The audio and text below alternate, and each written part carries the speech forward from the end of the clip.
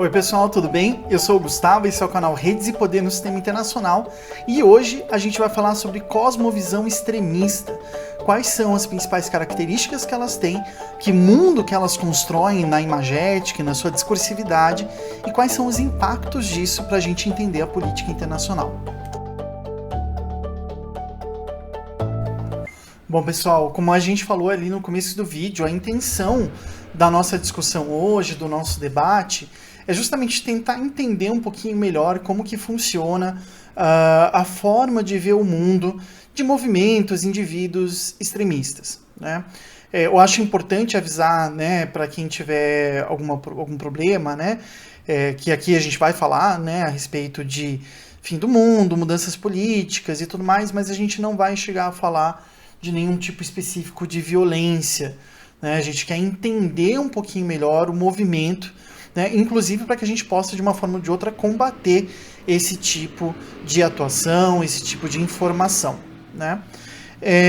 Então, por favor, entendam isso como uma análise, e, em momento nenhum é uma apologia do extremismo de uma forma ou de outra. Na verdade, de uma forma ou de outra não, porque existem milhares de tipos diferentes de extremismos.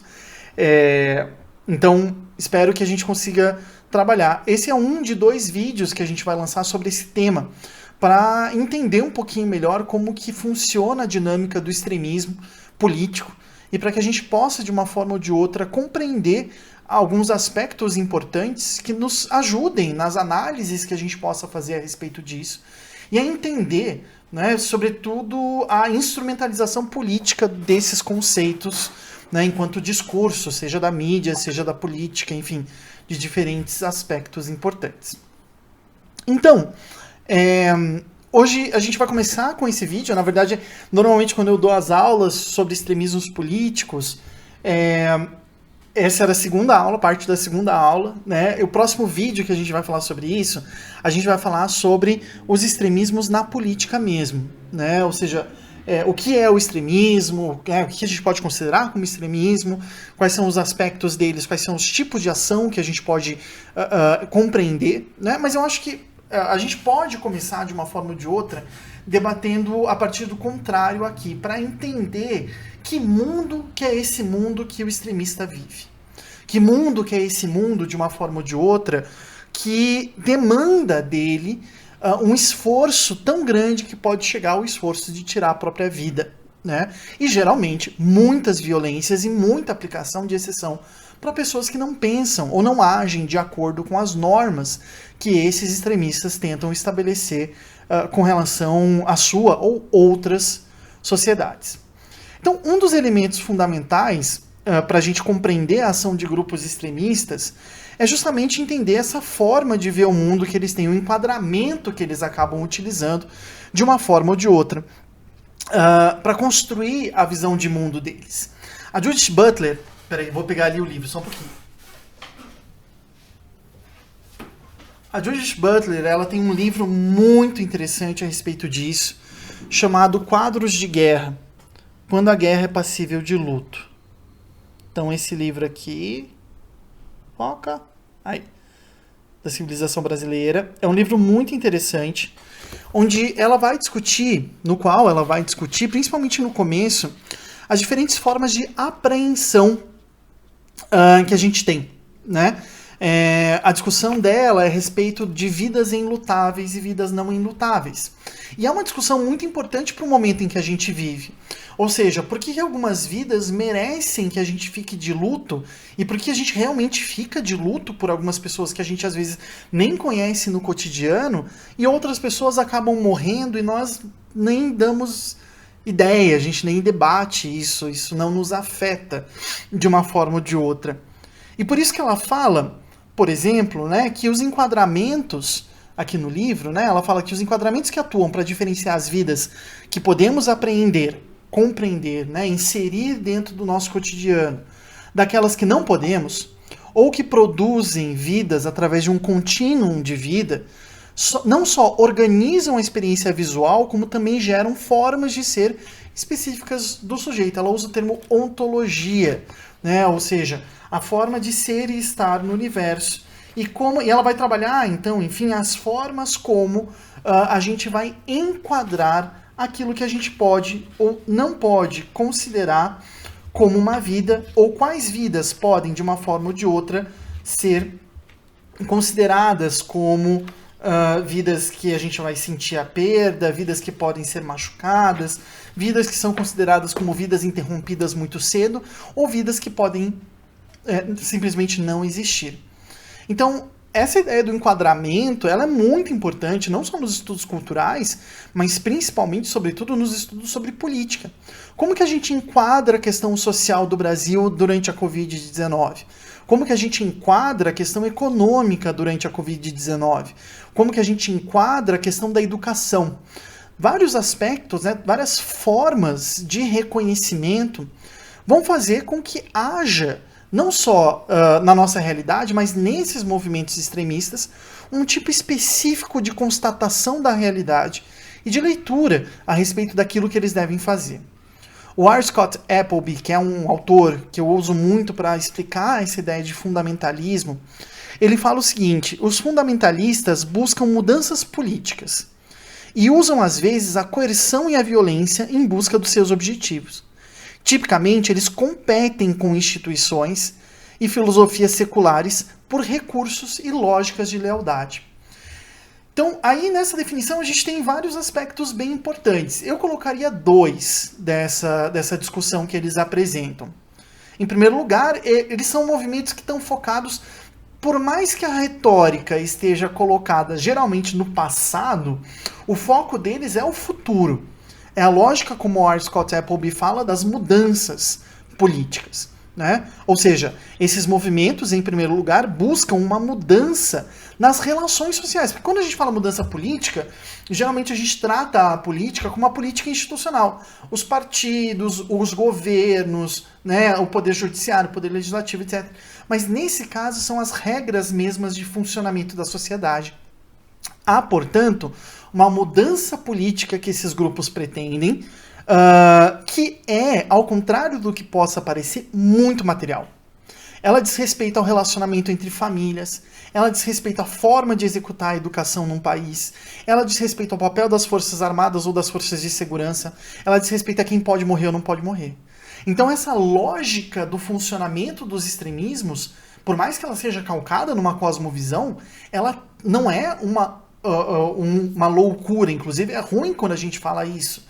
Né? Por quê? Porque não é uma questão de transtorno mental. Né? Mas trata-se aí sim de uma questão muito importante de entender que as pessoas querem uma mudança política muito real. Nem que essa mudança política ela seja ideologizada, ela seja idealizada, mas ela se torna de uma forma ou de outra uma regra real de comportamento da sociedade. Ao mesmo tempo, esses grupos, então, para obter essa mudança, têm uma leitura estratégica a respeito do seu contexto e com relação às lógicas que regem esse contexto e que produzem, de uma forma ou de outra, discursos com uma leitura muito refinada da geopolítica mundial. E aí vocês podem falar, não, mas às vezes é uma besteira, né? Falando que direitos humanos é a obra do anticristo, por exemplo, como tem gente que fala por aí. Mas quando eu falo refinada, eu não necessariamente estou querendo falar aqui uma lógica verossimilhante. Eu não quero necessariamente falar que essa lógica geopolítica mundial que determina a realidade do contexto desse grupo social que quer a mudança seja condizente com a realidade, né? Como eu disse antes, verossimilhante. Na verdade, ela é refinada porque ela é intrincada. Porque ela tem ela é barroca, ela tem uma série de questões, de pormenores que vão se miscuindo e vão sendo determinantes para o desenvolvimento da leitura daquele grupo sobre a sua própria realidade. Né? Então, geralmente envolvem diversos grupos diferentes, diversas forças, diversas intencionalidades, interesses que fazem parecer com que o resultado só possa ser o uso da violência, o uso da exceção, o uso da coerção. Isso decorre do fato de que muitos movimentos extremistas observam o mundo presente como um mundo em desencanto e um mundo em decadência. Né? As representações de mundo que são realizadas pelos movimentos extremistas giram geralmente em torno de alguns valores principais, especificamente 2 valores principais.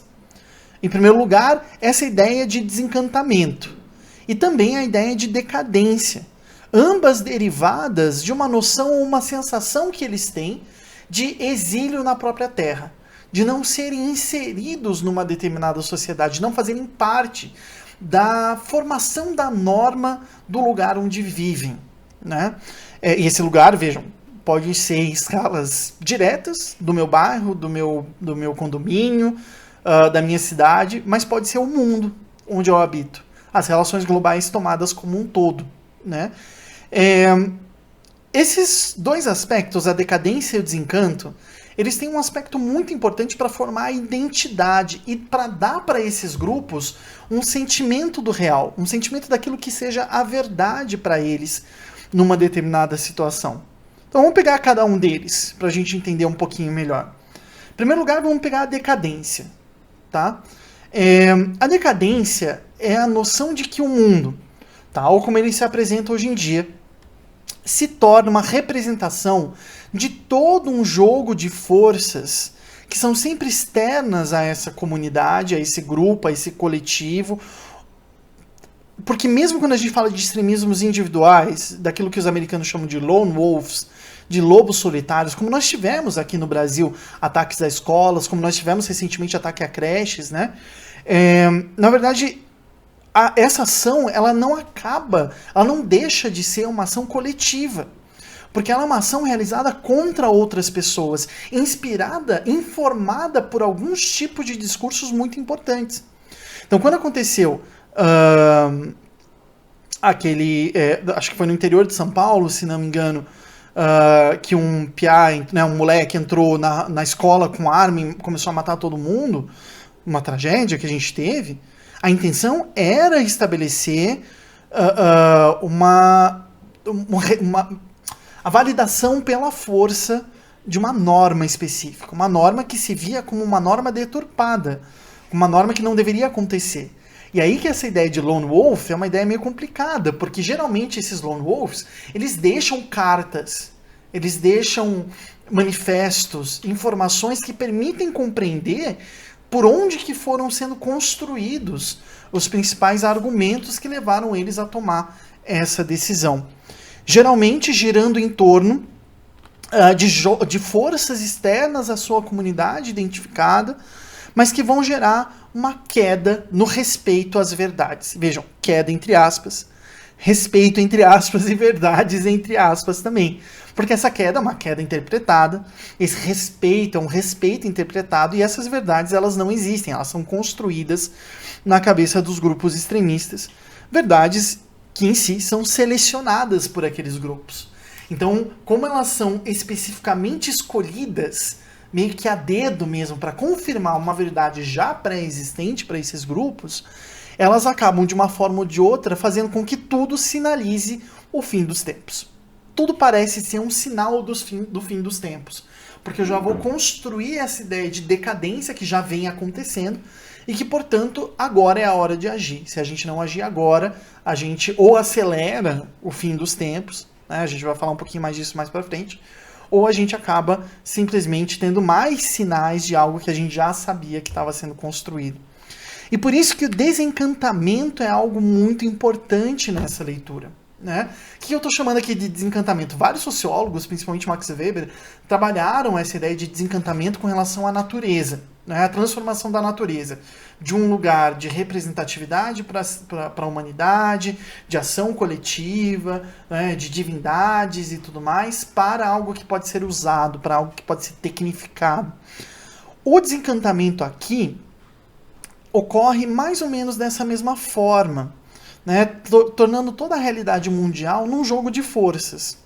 Só que justamente por fazer isso, existe um deslocamento nesse caso. Não é simplesmente a gente falar justamente desse processo de desencantamento com relação à natureza. Mas sim, o desencantamento, aquilo que o Jacques Lacan chamaria de grande outro. Ou seja, não há mais nenhum elemento do qual eu possa tirar a minha subjetividade ou do qual eu possa esperar uma ação com relação a essa situação que a gente se encontra. E aí vocês podem me perguntar, tá, mas esses grupos, eles são cheios de simbolismos, eles tentam construir de uma forma ou de outra esses grandes outros, né, essas identidades, esses discursos culturais, sociológicos, políticos, enfim, de diferentes naturezas. Mas é aí que tá, né? Uma parte é a construção da identidade nesses discursos. Outra parte muito importante é o fato de que esses grupos, eles não consideram que esses grandes outros virão ajudá-los. E por isso que a ação humana política imediata, seja por meio da violência, da coerção, da participação em eleições, ela é urgente, né? Ela é necessária. Porque senão o outro agiria, não é? Deus, as divindades, o Estado, a natureza agiriam. Então não seria necessário, de uma forma ou de outra, que eu seja o vetor da mudança enquanto membro desses grupos. Por isso que há, de uma forma ou de outra, essa falta de alternativa. Não há mais um grande outro, na visão desses grupos, que poderá resolver essa situação de decadência, exigindo dessa forma uma ação imediata daqueles que querem resolver esse problema. Bom, em razão dessa leitura do desencantamento e da decadência, o fundamentalismo acaba criando uma realidade na qual há uma lógica de embate, há um combate entre verdadeiros, né, entre aqueles que defendem a verdade, a causa, o ordenamento, etc., e aqueles que se mostram como ameaças àquilo que é acreditado, aquele credo, ou aquele estilo de vida, ou as pressuposições teóricas daquele grupo. O R. Scott Appleby vai falar o seguinte: o Estado, por exemplo, é definido como inimigo à medida em que ele é percebido como permissor ou agente de infiltração na comunidade e das famílias que estão no seu núcleo. Tropas estrangeiras estacionadas em lugares sagrados, missionários, homens de negócios ocidentais, seus próprios oficiais de governo, todos aqueles que são vistos como agentes conscientes ou inconscientes da secularização.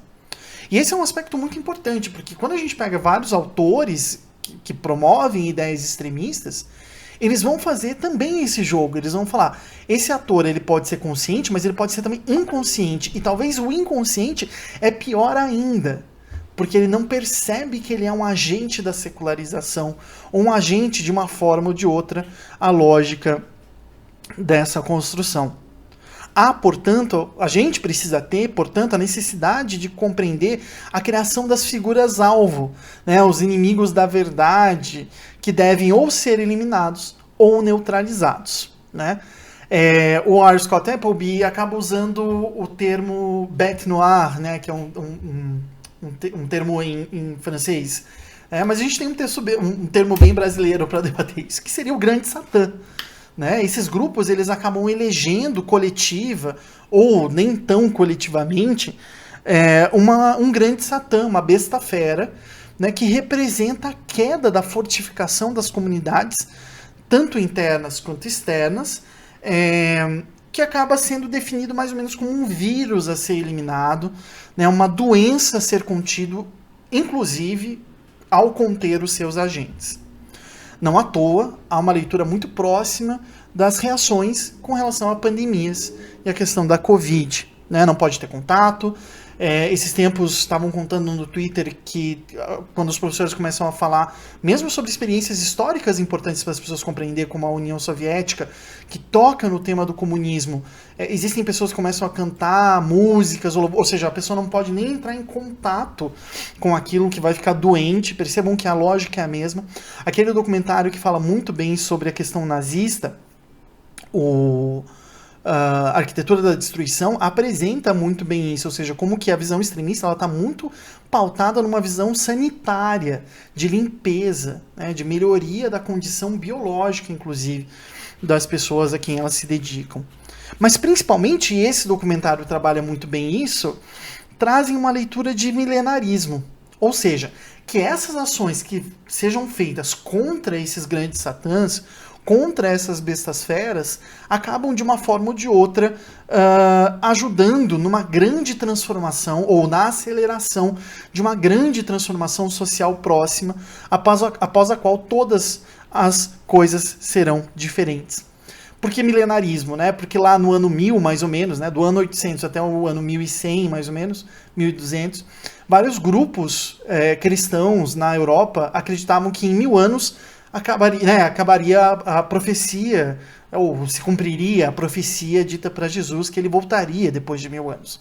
Feita por Jesus, de que ele voltaria depois de 1000 anos. Por isso, milenarismo, né? Que depois do ano 1000 haveria um retorno do reino de Deus à Terra, né? E por isso manter a estrutura do reino de Deus aqui.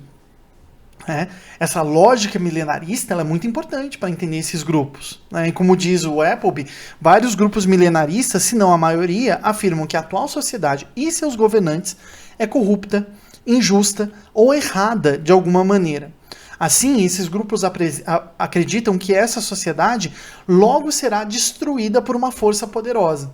A natureza nociva, diz o Appleby, do status quo é considerada indissociável dessa mudança dramática antecipada. Existe, portanto, um papel de transcendência que não necessariamente se traduz existe apenas nos movimentos políticos religiosos extremistas, né? Pode haver também movimentos que se dizem ateus ou não religiosos, mas que têm uma visão milenarista da sociedade de uma forma ou de outra. O papel da transcendência, portanto, para muitos membros desses grupos, está alocado justamente na sua ação enquanto agentes aceleradores dessa grande mudança. E como que eles vão fazer essa grande mudança? Como que eles vão fazer essa lógica, né, de alteração dessa realidade, né? Bom, considerando que exista uma forma de ação justa, uma certa guerra santa, uma aplicação legítima do estado de exceção aos inimigos, aos minions, digamos assim, dessa besta fera. O extremismo ele joga, então, com os termos martírio e ação ou guerra justa, em nome da sua verdade. A verdade é sempre a base da ação, ainda que não de forma violenta. Mesmo assim, a ação política ou o ato de violência são vistos de maneiras diferentes dentro e fora desse movimento, já que esse movimento acredita no julgamento pela força. Aquele que resistir será aquele que venceu o combate, que pode ser um combate ideológico, físico ou político. A gente pode afirmar, então, que o extremismo ele surge quando se justifica religiosa ou politicamente, mas sempre de forma transcendente, como a gente trouxe aqui, a aplicação ou da violência ou de atos violentos, né? E aí a gente precisa discutir mais a fundo essa questão da violência, o que não é violência, o que são atos violentos, o que não são, ou do estado de exceção a um indivíduo, um grupo, uma etnia, uma comunidade. Considerar esse grupo fora da esfera daqueles que merecem, de uma forma ou de outra, receber direitos. Ambas as duas, né, acabam subvertendo a lógica jurídica vigente e pressupõe a eliminação ou isolamento de um outro grupo, de um outro indivíduo coletivo ou de um outro grupo de indivíduos distintos entre si. São alguns aspectos importantes e na semana que vem a gente vai trabalhar um pouquinho melhor o que é o extremismo político, portanto. Quando que a gente pode considerar que um grupo é ou não é extremista e quais são as principais características de ação desse grupo. Tá bom, gente? Obrigado, espero que vocês tenham curtido. Coloquem aqui, compartilhem se vocês acharam que foi interessante. E, de novo, a gente está apresentando algumas linhas de interpretação possíveis. Tá? Conta pra gente qual que é a sua, como que você acha isso, o que você pensa a respeito disso, até pra gente preparar pro nosso próximo vídeo. Tá bom, gente? Até sexta.